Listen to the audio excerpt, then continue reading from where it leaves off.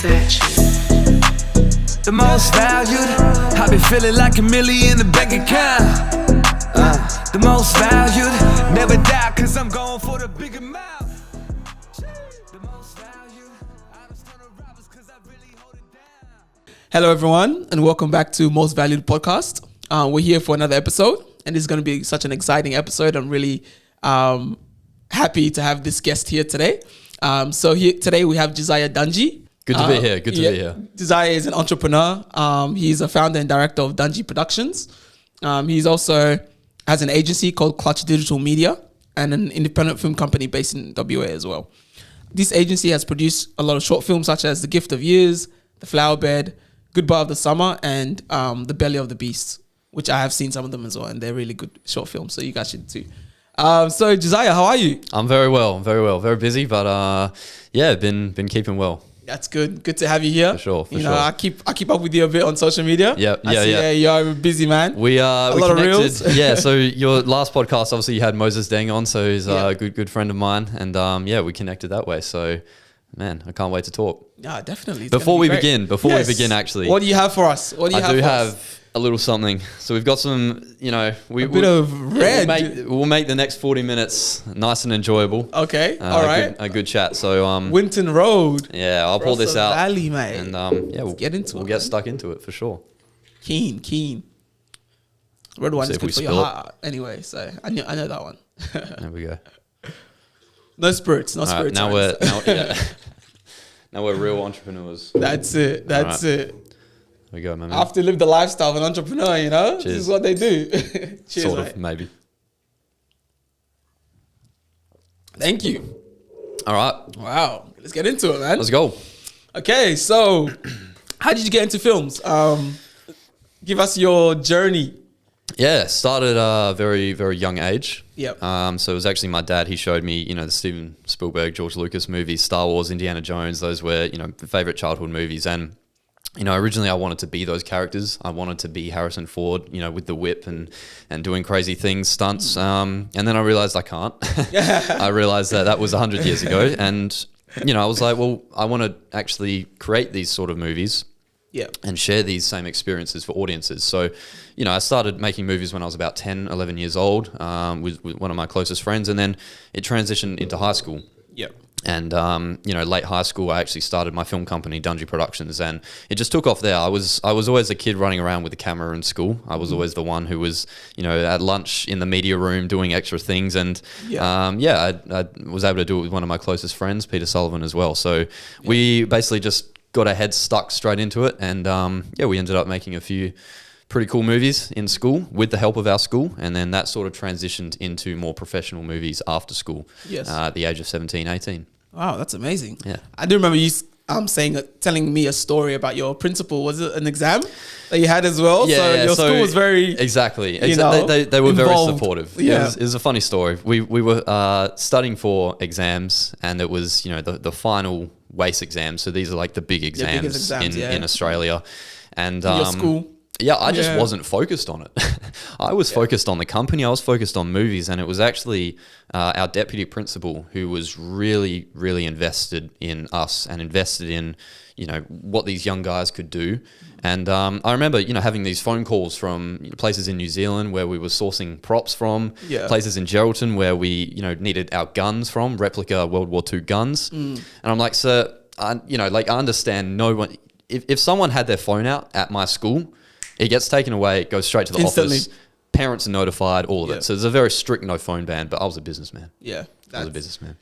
So, of course, I went up deputy principal. You got the pass. Sir, you got the pass. Listen, I have this important phone call. And it ended up becoming a regular thing where I got to go to the back room and take these calls. And I felt privileged, I guess. But, privileged kid.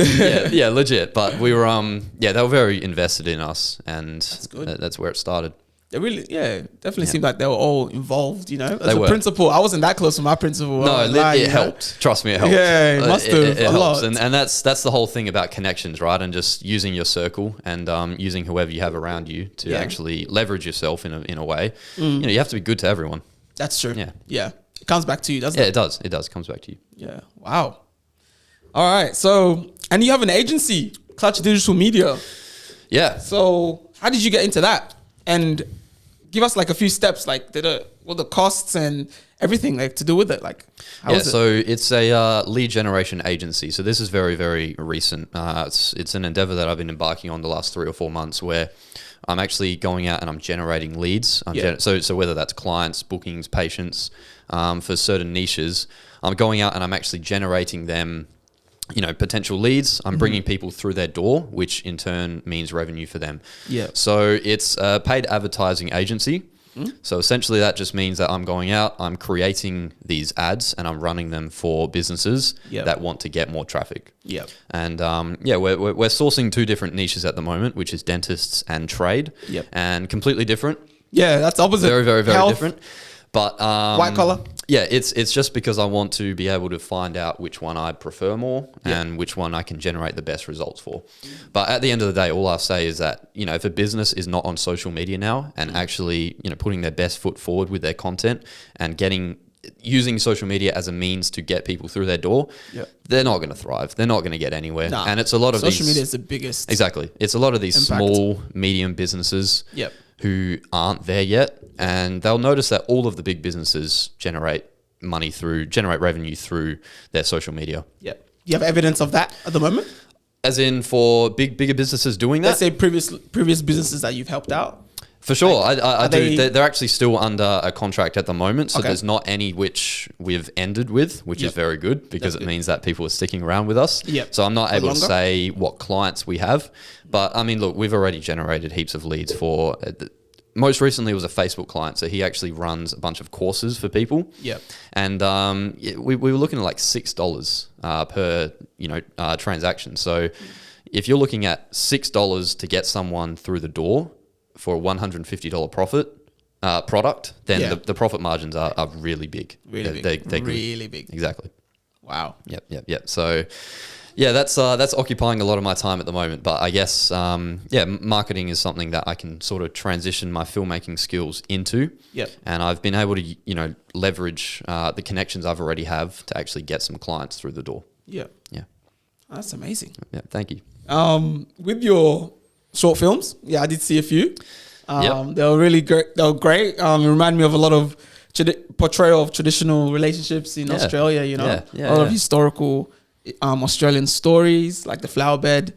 Where did the inspiration arise? Like with all your short films, are you that type of person who are you just that creative? I that guess. you think of these and you, Look, it's something they just really come to me. I know for The Belly of the Beast, that was very much inspired by Life of Pi and the music. So if you've seen that movie, it's a great movie. The Indian kid and he's going from wherever he's going to. It was a tiger, wasn't it? Yeah, and boat? the tiger on the boat. Yeah. So that definitely inspired me for a movie like that. Yeah. But oftentimes it's actually things that happen in my own life that inspire these films. And for one of the movies, Goodbye for the Summer, it was actually one of my friends. Yeah, that was a bit gruesome, Mary wasn't Sullivan. it? Yeah, Wow. Mary actually, I won't really speak on her behalf, but she was, from what I know, she was just working, a normal day job, and she would just hear this song, Goodbye for the Summer, on and over and over. Yeah. And it just inspired something in her brain clicked where she's like, I need to put this on a story. So eventually, she wrote it out. She came to me and we made the movie in a day. So it was workhorse. You're workhorse. workhorse. Yeah. I wish we premiered these films earlier though. Yeah. There was definitely an element of procrastination towards the end, but we work hard. Yeah, definitely. Yeah, we do. A lot of hard work. With that, was a Goodbye for the Summer.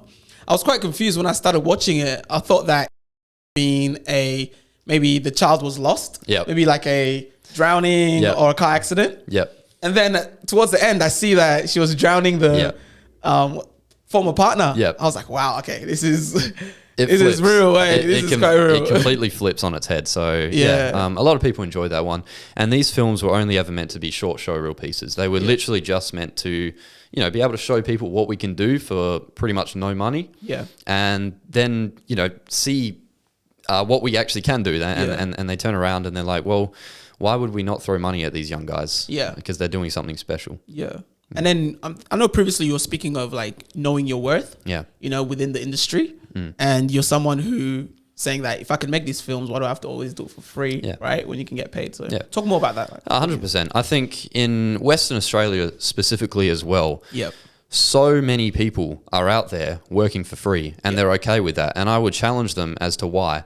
Because I know for myself coming out of high school at the age of 17, for the last 3 years, I've done things for free. I've done a lot of things for free. But to the point now where I don't do anything for free. And why is that? It's because I made that conscious decision. Like, okay, well, I've actually got enough behind me. So now I can go ahead and I can actually charge what I'm worth because there's value in what I'm going to provide for people. So, you know, it's sort of having that abundance mindset to know that you don't need to take absolutely everything. And, you know, doing what you love, you need to learn to say no. Otherwise, you're not worth what you actually are. Yeah. So that means, you know, demanding. Yeah. Sometimes you need to be pretty firm that I can't do this for free. This is an insane task and I'm not worth that. So I would challenge pretty much anyone in these creative industries, if they actually have genuinely got some backing behind them and they've done, you know, they've had some experience, you need to go out and you need to actually charge what you're worth. Yep. You can't keep staying in that same feedback loop, that same circle of just doing things for free again and again and again. Yeah. But do you think of that there's a stage where you will be doing things for free because There's you're definitely not, a stage. you know, There's definitely a as stage. high as you know, For sure. There's definitely a stage. Yeah. And same for as me. high as you want to be. Exactly. Yet, If someone was to say to me, if someone was to say you can walk onto this, you know, Hollywood film, I'm not going to turn around and be like, well, okay, well that's $60,000, thank you. I'll be like, no, I've never done anything of that sort before. So of course, that's something where I need to do it for free. But now in my local state of Western Australia, you know, someone asks you to do something. exactly for a business or something like that. I've done things like that enough times now to be like, all right, this is what I can provide. This is how much it's going to be. Yeah. So there's a cost for you. There's definitely cost, but of course, like you said, you do need to humble yourself first, and you do need to go out and do things for free. Yeah. And I'm just lucky enough that I was the kid already doing that. Yeah. For a long you time. Started that. Yeah, for a long time. Exactly. Since you're 13. Yeah. High school. Yeah. Exactly. Yeah. With all your cast members, I know you have like a wide range of cast members, very diverse. How do you actually acquire these people? Like, are they all friends? Industry friends. A lot of them are industry friends, but you know, we've gone out and we've literally just opened up casting auditions for people. Yep. And a lot of people, they want to get involved. And I'll touch on there's sort of 3 different tiers of actors and crew. You've got the professional crew. Yeah. Absolute professionals, what I was talking about with the Hollywood. Very essential. Exactly. And then you've got that middle tier where these are the guys that you want to actually aim for. Yep. And I hate to say it, you know, as much as it's true, you've also got a bottom tier where they don't exactly know what they're worth. They continue to do these things for free and for free and for free. Yep. And you see their name around everywhere. And of course, you can break out of that circle if you actually just demand more of yourself. But we sort of aim for that middle and high tier of getting the best possible talent that we can. And we understand our limitations in terms of, you know, actually payment for people. But we're at the stage now where anyone who works with us, we actually have the ability to pay. Exactly. So there's a bit of revenue. There's a bit, yeah. There's definitely been a bit recently. So yeah, it's at a good stage now. Yep. Where we can actually generate something and we can, you know, sort of give that upward spiral to people. So yeah, just going out and sourcing.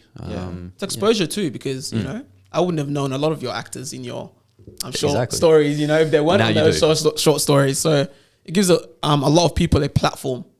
It does, yeah. Yeah. And that's why they want to get involved. And I encourage absolutely everyone to. You've got to go ahead. You've got to stretch out and spread your wings. That's it. Exactly. Reach out to people. Definitely very important. Yeah. With your agency, you did say it's at the moment it's just health and blue collar. Yep. Trades. Trades. Yep. Do you, let's say, liaise with any other type of sectors? Do you? No, so just dentists, Yep. and sort of beauty clinics, Okay. and trades, and So they're the only areas that can reach out exactly. to you at the moment. The reason why is because real estate is very saturated, and I've still got a couple of potential clients which we will sign for real estate, but that's that's not a point where I'm advertising that. Obviously, I want to help them out. They're people who I sort of mutually know. But apart from that, I think real estate, it's very, very, very hard for me to generate results for. And this is anyone, who wants to start out social media marketing. You got to stick to your local niches, stick to those local places, which is local lead generation. Trends. Exactly. And the worst thing you can do is go out and start emailing drop shipping stores who are doing 100K a day. That's the worst thing you could do, because there's a reason why they're doing 100K a day, because they are tech savvy. Definitely. So those physical places, gyms are great ones as well. So, but will you be doing gyms in the future? No. So higher ticket okay. things. Yeah, higher ticket. Yep. I'll never say never though. Never say never. You never know. Say never. You know? Yeah, I might turn up and I'm there just doing gyms for the rest of my life. There's a lot of gyms popping up these days. Yeah, there is. Yeah. As a entrepreneur, you do face struggles, you face different adversities. Yep. What do you think your biggest struggle has been so far? That's a good question. As a film producer and a agency owner as well. I mean, I'm only 20 years old. Yeah, and quite young. I turned 20 a few days ago, so I still consider myself 19.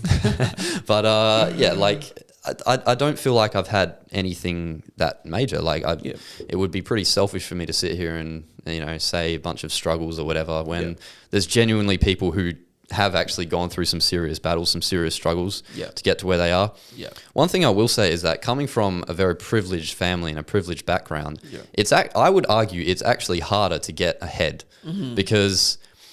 Why do you say that? I'll use this analogy. If you're a lion that's been bred in a zoo, yes, right? You've been fed your whole life. You've been given all the food you ever want. You just relax. You go around, whatever. So opportunities come to you, and then you're let out into the wild.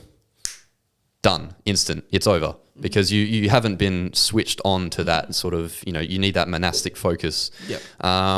So for people who are sort of backed into a corner where they're in a bad position, they have that voice inside their head that is constantly pushing them, constantly driving them to get out of that position. But people who are happy where they are, people who are settled, this could be this comes down to having a nice family, good parents, and they just want you to go to university, and it's all good. You can live in their house for as long as you want. Yeah, there's nothing really going on, nothing driving you out, and it's very hard to find that intrinsic motivation to get you out. Content type of mindset. It's like you're content. You don't want to move out of your you don't reach outside the box. No, you just want no. And there's a lot of successful people. It's that classic story of the, I had no dad, a single mum, all of this stuff. We were struggling, we were poor, and I had to make it out. And there's a reason why that is because they've genuinely had that drive, that force to get them out. So, coming back to that lion emoji, I mean, if you've been fed your whole life, if you've been given opportunities, you're in a good state already. And then you're thrown out into the wild, which is, the real world, I guess. Yeah. After you break out of university, I mean, it's pretty tough to find that motivation. So that's why I would say I don't think I've had any serious struggle. I would say psychologically you're right because you do feel content, and especially coming out of a family which has given you a lot, provided a lot of assets for you. Yeah, you're like, okay, I don't really need to work. Bed, food, school, all of it. Yeah, exactly. So, but physically, I think when you have those assets and those those things that you have to like push you forward, wouldn't it be easier for you to move forward compared to like someone else who doesn't have those opportunities? To a degree, for sure, and that's the thing. If you're a farmer in the middle of Zimbabwe, exactly, you're a goat farmer. You're not going to be anything. I'm sorry, it's just the bottom line. Maybe one in a billion chance. Of course, if you're in the middle of nowhere, in some Brazilian forest or something, but it's tough for you to actually, exactly rise out of that. In the Western world, I think that argument is definitely plausible, to the point where you do still have those opportunities around you, but of course, people are presented with more opportunities than others. Yeah. Fair enough. I like to blame myself on everything though, and that's another thing because keeping yourself accountable. And that's how. Coming back to that struggle thing, that's how I can genuinely face adversity a lot more. And I think adversity actually breeds success. It does. The more you face, the more successful you'll be, and the more you can handle. Exactly, the more you can handle. So that's why I put absolutely everything on me. That's why I hold myself accountable to everything. If something doesn't happen, then it's my fault the whole time. I don't want to blame it on anyone else. I might say something, but at the end of the day, I know deep down that I could have controlled it. Yep. Fair enough. And it's a good mindset. Bit of Andrew Tate energy coming out, eh? Yeah. Look, he does say some good things for sure. Yep. Yes. So, with your family, how important is your family to you? Because you seem like a very, family-oriented person. You have very close friends. Does that impact your drive? I would say when I vision myself, 10, 15 years from now, it's not just me, it's also everyone who's ever been around me that is also in the same position I am. And I understand you can't bring everyone up with you. No. You can't. And I've already seen that in my own life the last year or two where people have just genuinely, sort of dropped out of my life. Have you been cutting them off? It just happens naturally. Yeah. It just happens naturally. It's like, I'm sure you might have experienced it, right? Where, for sure. Yeah, it's like you just, that same high school group of friends that you were with, you just don't see anymore. You're not going the same path. No. Everyone's going different paths. Everyone's going different paths. And as much as I want to stay in touch with them, stay in contact with them, sometimes to a point, it just gets a little bit draining. Because they're just not on the same path as you, like you said. Yeah, family, friends, very, very, very important to me. And I want to make sure that they're all taken care of. That's good. Yep. It's a good trait for entrepreneur to have, Yeah. It's not just about the Lambo. I know. Not just about the Lambo. It's not just about those physical. No. Yeah. Nah, fair enough. So on here, on most valued, we have the most valued 3, Yep. So what are 3 tips do you have for upcoming possible filmmakers and or entrepreneurs, that are looking up to you, as someone who's going places? Like what 3 tips would you give them? Man, it's a good question. Yeah. It's a very good question. Yeah. Look, I know that there are I don't want to say as if there's people who aren't really looking up to me, because I know that there's definitely people who take what I say and they sometimes implement that, which I appreciate that.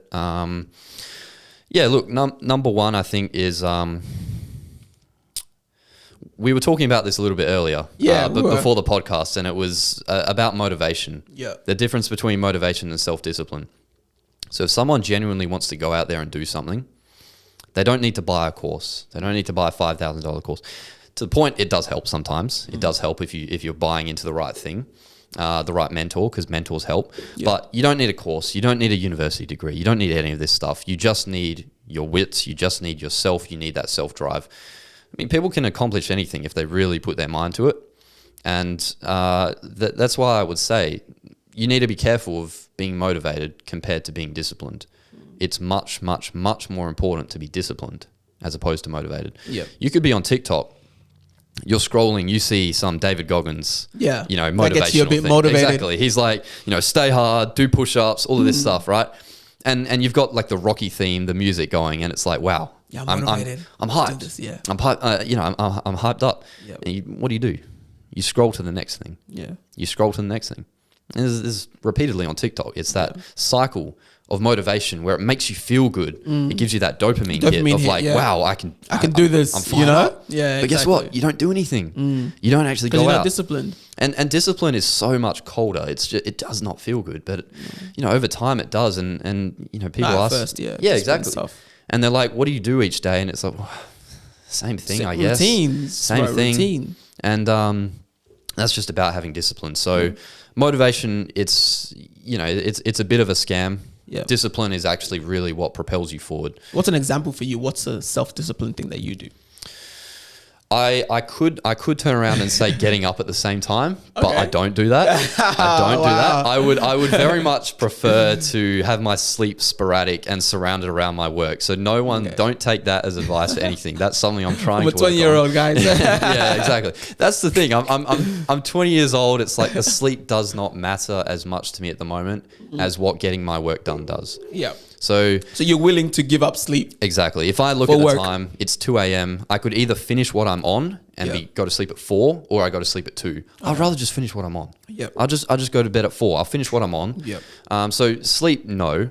But I think doing consistent outreach day in, day out for my agency, consistent work on that. Yep. And a lot of the social media work that I'm doing is very consistent. Every single day I can't miss it. How many hours a day would you say you spend like working on your agency? On my agency, it's at least Approximately. It's at least 4. 4 and, hours, and, okay. and 4 may not sound like much in a 24-hour day.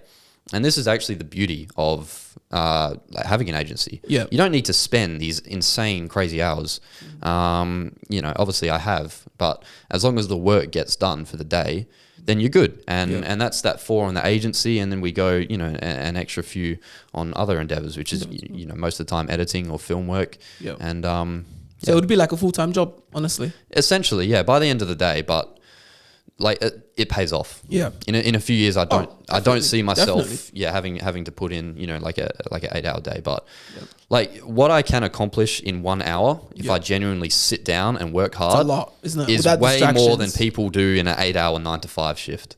And that's not their fault. That's just because they don't enjoy doing what they're doing. But in 1 hour, man, if I just put on some nice music, I think that phones are very distracting as some well. ambience, switch off my phone, and I just put my head down, turn off my phone for an hour. Honestly, I've gone way further than most people. Yeah. So where were we? That was That was number the first one, self-discipline. Self-discipline. So number 2, Getting connections, things done. I think. Connections. Okay. Using your connections, you got to leverage the people around you. Use these platforms. Reach out to people. I'd say just like having a general overall awareness of things that are happening. Yep. And so many people don't have that. I've had a few people, reach out to me and they're like, well, where can I start? What can I do? And it's like, step 1, good. You reached out. Yep. Done. Perfect. And that's when, they're actually going to get an opportunity presented to them. Reach out. Yeah, exactly. Don't be scared to reach out. You got to use the people around you for sure. Yep. Number 3. Third point. It sort of ties into number 2, which is about your reputation. Yep. With the connections, how do you build good connections with people? Is it like, Well, not constantly? We'll use this example. We hadn't spoken to each other. No, we had not. And here we are. And I actually got here through a good friend of mine, Moses, who was just recently on this podcast. And I actually remember seeing, something on his story that he was here. Yeah. And I put it to the side for a moment. And a few hours later, I reached back out to him. I'm like, hey, man, what was this podcast? It looks cool. What was it about? Yeah, it looks great. So using those connections, like you got to establish a professional relationship most of the time. Yeah. There can be so many people in your life. But, most of the time, as long as it's a professional relationship, it's going to help you a lot further than if you're trying to be friends with them or whatever. Because don't come from a perspective of like being friends. Come from a business. not like a business standpoint. You need to provide some value, and they provide value back. Has to be beneficial. Yeah, it's most valued. So come on, guys. Exactly. That's Gotta be most valued, guys. Yeah, that's sort of how I use that for connections. But your reputation also plays into that. Yeah. All right. So your third point. Reputation. What people say about you is really, really important. Yep. And the way people perceive you as well, the way that you position yourself in a state of sometimes authority, right? You need to come from a point of authority. You need to be like, this is what I do. This is what I can do. This is me. Yes. And, you can't really be cocky about it, but you need to have a voice. Yeah. You need to have a voice. I think a lot of people these days wouldn't have, sorry. I don't have a voice right now, but a lot of people these days they don't have voices, to speak up, No. and like try and like get what you want. Yeah. You know what I'm saying? So you're right. Yeah, exactly. So reputation is very, very key. You've got to build that. Yeah. And when you're young as well, like me at the moment, age of 20. Yeah. Still a youngin. It's still young. I'm happy a third of your, not even a third, maybe a quarter of your life. A quarter. Hopefully a fifth. If you never know how long you live, right? Hopefully a fifth, man. So, having that good reputation is key for sure. Definitely. Good tips. Reputation, self-discipline, and connections. Very important as being an entrepreneur. And if you wanted to start your own agency, maybe in the future, or film production or anything, those 3 things are very important to him. Yeah, they'll get you a long way. Yeah. Okay, so a good question. Where do you see yourself in 2 years, mate? Like, what's happening in 2 years? 2025. Yeah. Let's say we come back here in 2025, 2 years. Yep. Where do you see yourself? I could go two ways here. I could go like a overall sort of thing, or I could go like because when I plan things out, a lot of it is financial. Yeah. A lot of these are financial goals. Yeah. Because I know at the end of the day, I'm never going to stop going to the gym. Nah. I'll always be going to the gym. Yeah, Constant. that's not a thing for me. So, obviously, yeah, better physical shape. Okay. Better in terms of my relationships with everyone around me. That's definitely key. Build those relationships. But in terms of my agency, I want to make sure that we've scaled to a significant level. Exactly. I want to make sure that we've scaled to a significant level, to the point where we can genuinely service businesses in the best way possible. Yep. And we can provide extreme results for them. Okay. That are better than anyone else in Western Australia. So Wow. yeah, that's a big comment. I feel like I could do it, definitely. So, yeah, basically just putting my head down now and making sure that this agency scales, and we get to 10, 20, 30K per month. And the only way we're going to do that is if businesses are able to put their money where their mouth is, and that trust. Exactly. And the only way they're going to do that is if we're genuinely providing the absolute best results. Yep. And that is what you're. That's key. Yep. So providing the best achieve, results, right? Yeah, exactly. And in terms of my film production company as well, we have got something in the works. We've got a script that has been written for about 2 years now. So that's something very big. And this is for feature films. Feature film. Wow. Yeah. There you go. Most valued podcast is released. That's it. So, I know, right? We're the first ones. we are in the process of starting on a feature film, but. Once again, that comes back to that financial aspect. I only want to go in with the best possible resources. And so how do I do that? You need some money. Yep. You need some cash behind you. it. Cash is king. The agency, right? Exactly. And that's how they sort of tie in together. Yeah. Yep. It's tough to make money from just films. Exactly. Yeah. So I'm sort of on that speed, right? Fast track. So in 2 years, I expect a lot changed. Yeah. Wow. Wow. It's very good, man. Honestly, a lot of ambitions. I think that you can definitely reach them. In 2 years' time, we should book in another one. And I think we should. We'll be back. Yeah, you'll be in some LA studio, and I'll fly there. Nah, maybe Melbourne. Maybe not LA yet. Yeah. No, that's great. With the feature films, like, what type of films are you trying to create? Like, I won't say. Okay, you don't want to tell us? No, I won't say. I won't say. Look, we've always done things around drama. I'm never going to do a horror movie. I'm never going to do a romance movie. Okay. I'm never going to do a comedy movie. So something around drama. Drama, thriller, action, that sort of thing. Maybe Australian Story again. You know what? Possibly? I love my Australian movies, so you wouldn't be far off. Yeah, you wouldn't be far off. I know you love Australian movies. Yeah. That's great, mate. So is there anything that you would want anyone to know about you that they do not know about you? Like, let's say I was a fan. It's like, oh, Josiah. You're so good. Oh my gosh. Yeah. Like, what would you want to tell people that they don't know about you? Oh man, I think I'm not sure. I don't know. I guess I'm perceived, right? When people watch this, I'm perceived as someone who's really hardworking, ambitious, or whatever. Yeah. But like, you see me in the gym. I'm having fun. I'm with my boys. So you're a fun person. I'm a fun guy. Yeah, I'm very fun. You're not that serious. I'm not that serious. I'm seriously not that serious. And there's Peter here. Yeah, who's just filming. So Peter, he knows. He knows I'm really not that serious. So like just being able to relax, have fun, with the boys and stuff. It's key. So I guess that's something people don't know. Is there anything that you would want businesses to know that they do not know about you? That I genuinely believe that I am the best fit for them. That's what I would say. Wow. I don't care. Like, I'm not doing it for the money at all. I genuinely believe that I can help them. Yeah. And that doesn't come from a pride aspect. That just comes from hard work, that I know that I can do that for them. Mm-hmm. Yeah. And with that, actually, I was gonna say, like, sorry, how much time do you actually put into, let's say, your digital marketing side? Like, how much time do you actually put into it? Like, is it what I say? I'm trying to say something, but I'm trying to get it out. Because businesses, we want to know, like, oh, why would I want to put money into Josiah? You know, like what does he give me? Like that someone else can't give me. Like, how much time does your business and people put into it? Like, are other people employed with you? Like, or is it by yourself? Yeah, it's a like good question. Your marketing agency, yeah. It's a very good question. Because we're very, very new, you know, as of three or 4 months, a lot of it is just genuinely me at the moment. Okay. But most recently, we've actually got someone who's sort of on the outreach team now. So they're cold calling every single day. They're helping get leads in. Okay. And they're just on a trial basis at the moment. So by the time this podcast comes out, I'm not sure. This may just be back to me doing this. Yep. But once we get these clients through the door, I can still outsource to people. Okay. And these are, you know, the highest level professional people who have had years and years of experience, Yep. who I've obviously got contact to.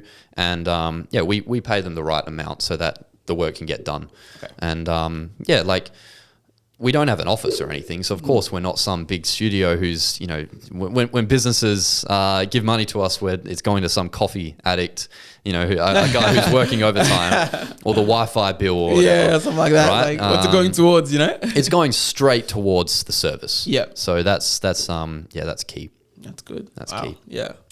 It's great. So you're connected with people who are professionals within the game. Exactly. What? It comes back who to are connections. trusted as well. This comes back to connections. Yeah. You gotta present yourself from a reputable space. That's good, mate. You seem very trustworthy. I think I would trust you. Maybe trust me, you bro. can do a bit of social marketing for we can. most valued, right? You think so? If Right? you guys are dentists, you know, bringing in some dental patients. Yeah, maybe. I know that. Yeah. No. Yeah, so dentists and blue collar at the moment. Correct. Not podcasts. Not podcasts. I don't know. It could make an exception for you, maybe. Hopefully soon. Trustworthiness. Yeah. That's great, mate. No, I think we've talked about a lot so far. We have. We've covered a lot. It's great to have you on the podcast. Really interesting conversation, Yeah. you know, with an entrepreneur at such a young age, 20. You know, you don't see a lot of people at 20 starting film production businesses or agencies as well, you know. So I can tell that your mindset is positive and it's very worthwhile as well, you know. And I'll be happy if any businesses watching, definitely reach out to you. How can they reach you? Instagram, Josiah Dunjey. That's probably the best place. You know, I'm everywhere now. So it's like if you whatever you search on Google, right? Dunjey Productions. Yep. That's the film production, or clutchdigitalmedia.net. That's our website for the for the agency space. LinkedIn? So LinkedIn, yeah, find me on LinkedIn. LinkedIn? Yeah, you're on LinkedIn. I recently set that up as well. That's good. Josiah Dunjey. So JosiahDunjey. Perfect. And any last remarks or anything? No. Man, this was a very good conversation. Thank you. I loved for it. coming. We you mentioned before on in DM about two things that. Yes, I what was said it? bring 2 items. Yeah. That really meant a lot to you because, like, most valued is about, you know, it's the stories, you know. Yeah. You discover the stories behind the talent or behind the people, you know. So I was like, I wanted to start a segment where our host, our guests, bring 2 items which really mean a lot to them, you know, and they can actually explain how this has actually impacted them. Like, example, maybe a musician brings in, this is the first guitar I ever played in. With, you know, this actually meant a lot to me. I still have it now. So yeah. Example. I brought 2. Oh, you brought 2? Wow. I brought 2. I didn't even know. I brought 2. So number 1, I'll make this very quick. Number 1's the phone. Okay. The phone is that is crucial. That's crucial to anyone now. Yep. The phone. What do you have through the phone? You can work through the phone. You don't even need a computer. That's you true. can literally work through your phone. So contacts all in here. Everyone you can call, message, DM, all of it. So I need to get a new phone. This is very very beat up, but it does the trick. Yeah. Second thing, which is crucial. Second thing. Absolutely crucial, is the Holy Bible. Wow, mate. Love that. Holy Bible. So yeah, this is crucial. Christian. Yeah. Good, so that's good. Christian family, always been Christian. Recently got baptized last year. So yeah, the Bible. Love that, man. So what does the Bible mean to you? Is that that's the daily word, right? That's everything. That's sort of what I need to be putting all my trust in, which is Jesus Christ. So yeah, that's I love very that, crucial, mate. That's very important to crucial. me. Wow, Yeah, for sure, bro. You bought them, mate. I brought them. No, I brought them. because I was going to I ask brought you them, like before the podcast. I was like, yeah. Nah, I brought maybe them. he forgot. It's okay, you know. No. That's I didn't amazing, forget man. this either. The wine, so Yeah, I know you the did red as well. wine with the Holy Bible. So yeah. A bit of beverages, man. Yeah, Never yeah. bad. Never bad. Nah, that's amazing, mate. Thank you for bringing that out. You know, I think that actually explains a lot about you. Your phone, you're an entrepreneur. You always have to be on your phone, you know, seeing different leads and a Bible, you know, that just brings you down to earth. Yeah. You know, Peace, all of it. Yeah, peace. exactly. Yeah. Right. It's good, mate. Cool. So yeah, we're going to wrap it up now. Thank you so much for coming on again. I hope that in the next 2 years, for sure, we'll see you back here. That would be great. Guys, don't forget to subscribe, like, and share. It's going to be on TikTok, YouTube, Instagram, everything, but also interact with us. I really like feedback. You can tell us what we need to do better, possibly, or who we need to have on. You know, we listen to everyone. Everyone has a voice, and we gotta listen to it. So, thank you. Comment as well. Show some love. But yeah, it'll be great. Next podcast, I'm not too sure who we have yet, but it'll be a great guest. Always great guests. So Perth is booming right now, so we're gonna have someone good. Do you want to see anyone on here? Who do you want to see on here? I've got heaps of people. Heaps of people. But there's Peter right Name there. one. Peter's Okay, an actor. Peter. All right. Peter Sullivan, the actor. So right behind. But all right, fair enough. there's heaps of people. Yeah, Heaps watch of the people, short of course. stories. Peter's actually featured on the short stories, right? So he is. he's an actor. So Perth is booming. definitely. It's definitely booming. Yeah, cheers. There's a lot of Thank talent you. here. Thank you, bro. Thank you, guys. See you next time. Bye.